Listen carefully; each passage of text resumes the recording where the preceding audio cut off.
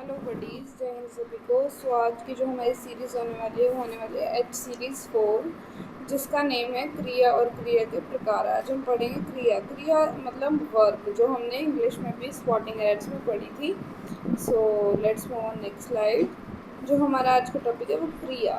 क्रिया किसे कहते हैं? जब भी हम किसी कार्य को करते हैं या हमने कोई कार्य किया तो उसे क्या हम बोलते हैं? क्रिया बोलते हैं। चाहे हम वर्तमान में कर रहे हैं या हमने भूतकाल में किया है, भविष्य काल में करेंगे, वो क्या है? हमारी सारी क्रिया हैं।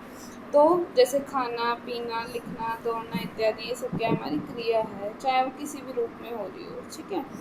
सो नेक्स्ट जो है हमारे वो है क्रिया के भेद। अब क्रिया के मुख्यतः दो भेद होते हैं, अकर्मक क्रिया और सकर्मक क्रिया। अकर्मक और सकर्मक। अब सकर्मक क्या होती है? जिन क्रियाओं में जो है कर्ता को छोड़ के, जिसने वो काम किया उसको छोड़ के जो कर्म है, जिसके लिए वो काम किया गया है, उस पर जोर डाला जाए तो वो क्या है? हमारा सकर्मक क्रिया है। जैसे अध्यापक ने लड़के को पीटा, तो अध्यापक तो करता हो गया, बट वो उनका जो कार्य है वो किसके द्वारा, किस पर हुआ? लड़के पर ना।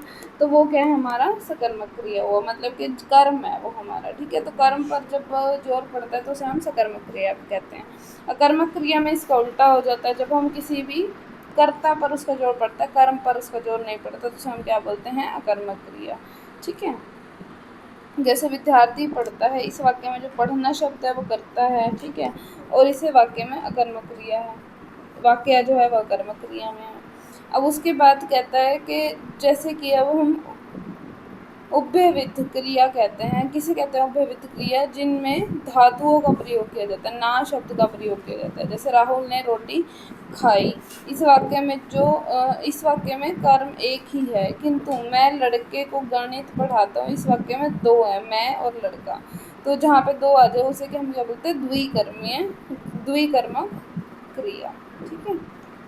सो let's move on next slide, जिसमें हम पढ़ेंगे क्रिया के अन्य भेदों के बारे में। तो क्रिया के अन्य चार भेद होते हैं सेकेंडरी, जिसे हम बोलते हैं secondary types. First one is संयुक्त क्रिया। संयुक्त, जिसमें दो या दो से अधिक क्रियाओं को एक साथ किया जा रहा है, उसे हम संयुक्त क्रिया कहते हैं। जैसे राम खाना खा चुका है। अब राम ने खाना खाना एक क्रिया हो गई, वो खा चुका है, तो उसमें क्या है? दूसरी जो है हमारी क्रिया हो रही है। इस वाक्य में खाना और चुकना दोनों ही क्रिया दी हुई है। अब चुकना क्या है? इसमें धातु है, मूल रूप है क्रिया का, और खाना भी क्या है? इसमें धातु है, मूल रूप है। तो ये क्या हो गई? हमारी संयुक्त क्रिया हो गई। संयुक्त क्रियाएं के अभ्यास, अनिष्टता, अनुमति, अवकाश, ये भी सब क्या दिया हुआ है हमें? संयुक्त क्रिया के एग्जाम्पल दिए हुए हैं। अब नाम धातु क्रिया क्या होती है? ना जिस क्रियाओं में संज्ञा या विशेषण से बनती है उन्हें नाम धातु क्रिया कहते हैं। जैसे संज्ञा ने बात में बतियाना, और हाथ में हथियाना, दुख में दुखना, दुखाना, लाज से लज्जा। ठीक है। विशेषण से गरमाना, चिकना से चिकनाना। ठीक है। तो ये क्या है? नाम धातु क्रिया है, जिसमें हम धातुओं का प्रयोग किया जाता है। अब उसके बाद प्रेरणार्थक क्रिया क्या होती है? जिन क्रियाओं में यह बोध होता है कि कर्ता स्वयं कार्य न करके किसी दूसरे पर डिपेंड होता है, तो उसमें क्या बोलते हैं? प्रेरणार्थक क्रिया। जैसे लिखना से लिखवाना, पढ़ना से पढ़वाना, करना से करवाना, जीतना से जितवाना, गिरना से गिरवाना। ठीक है। ऐसे। अब पूर्वकालिक क्रिया किसे कहते हैं? जिन क्रियाओं के पहले अन्य किए गए, मतलब कि जिन क्रियाओं को करने से पहले जब कोई वाक्य प्रयोग हो जाता है उसे हम पूर्वकालिक क्रिया कहते हैं। जैसे कर या करके वर्ड जिसमें प्रयोग होता है। जैसे वह खाना खाकर सो गया। अब कोई काम खाकर करके सो गया, कोई पूर्व काल मतलब कि कर दिया वो काम, उसके बाद क्या हुआ? वो सो गया। ठीक है। नेक्स्ट इसका एग्जाम्पल है, वो है अपना पाठ पढ़कर खेलो। भी जो तुम्हें काम मिला उसे पढ़कर खेलो। अब क्रिया ने रूपांतरण मतलब डिफरेंस क्या है? क्रिया विकारी शब्द के रूप में कैसे होते हैं? परिवर्तन 6 भेद होते हैं। वाच्य, वृत्ति, पुरुष, लिंग, वचन, काल। अब जो पुरुष, लिंग, वचन, काल है ये तो हमने पढ़ लिया, बस हमें वाच्य और वृत्ति पढ़ने की नीड है, सेम ही होता है। सो जो वाच्य होता है हमारा फर्स्ट टाइप, वो यहाँ पे क्या है? वाच्य तथा वृत्ति का अध्ययन करेंगे। वाच्य क्या होता है? क्रिया के जिस रूप से यह पता चलता है कि किसी वाक्य में कर्ता, कर्म, भाव में किसी की प्रधानता है, तो उसे वाच्य कहते हैं। वॉइस, अब आपने इंग्लिश में पढ़ा होंगे ना, वॉइस नरेशन, है ना, वॉइस, रिपोर्टेड स्पीच। तो ये सब क्या है हमारा वाक्य के अंदर कंसिडर होता है। जैसे हम रिपोर्टेड स्पीच वर्क पढ़ते हैं ना, उसमें आता है ये, ठीक है। सो आगे वाक्य के भी 3 प्रकार होते हैं। फर्स्ट वन जो है हमारा वो है कृतवाच्य, ठीक है। दूसरा हमारा कर्मवाच्य है और तीसरा हमारा भाववाच्य है।